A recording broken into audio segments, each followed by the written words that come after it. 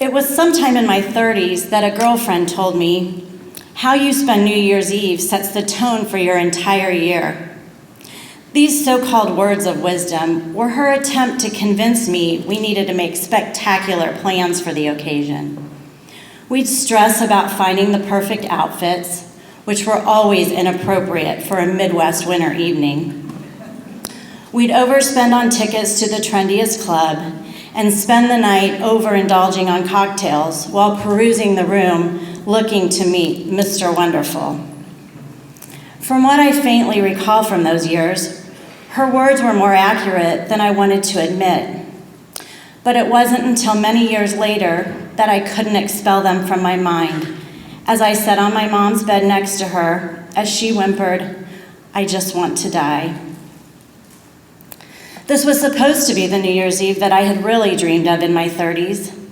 I'd spend a quiet night at home, making a fabulous dinner with my fiance, playing with our 2-year-old son, reading through our jar of joy I created throughout the year, and most likely finishing off a bottle or two of wine before the ball dropped at midnight.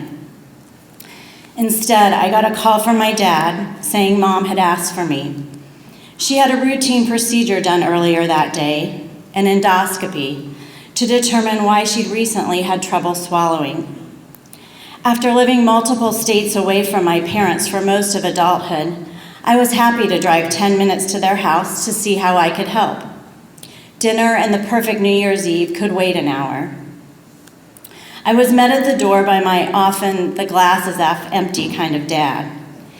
He had a look of worry that I hadn't seen before and was holding an obscure photo that resembled a small black hole inside a glistening pink fleshy blob. "It doesn't look good," he said. "The doctor said he couldn't even get to her stomach. It's closing up." I walked into the room and saw my mom curled up on top of the bed, clenching tissues in one hand and a trash can in the other. As much as I hoped my dad was exaggerating the situation, I immediately knew something was wrong.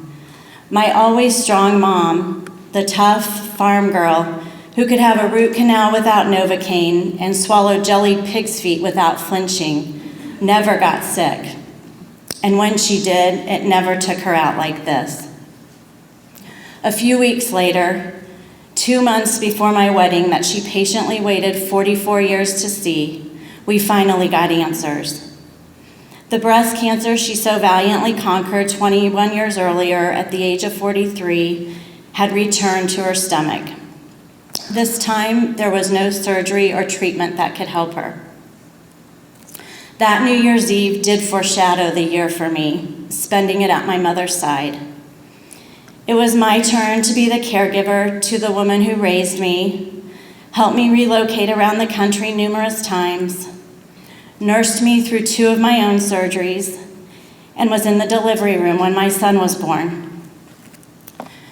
For 9 months, I rationed ridiculous doses of medicine, refilled a feeding tube, cleaned up stomach bile, counted breaths as she slept to make sure they still existed, and searched for every moment worthy of a photograph to hold on to those memories. At night, when I went back to my own home, full of gratitude for the hug she could still give, the outpouring of support from friends, and the husband and son patiently waiting there for me, but bitter and resentful of those not feeling my same pain. Exactly 1 year from what I thought was my worst New Year's Eve, I was with my family in a small hotel room in western Kansas. Once again, there was no uncorking of champagne or recalling the year's happiest memories. This time, we were preparing to meet relatives and old friends, gathering to give their last respects to my mom, who passed away a few days earlier. New Year's Eve will forever be a paramount holiday for me, one that brings back an abundance of bittersweet memories and anxiousness for the foreshadowing it may tell.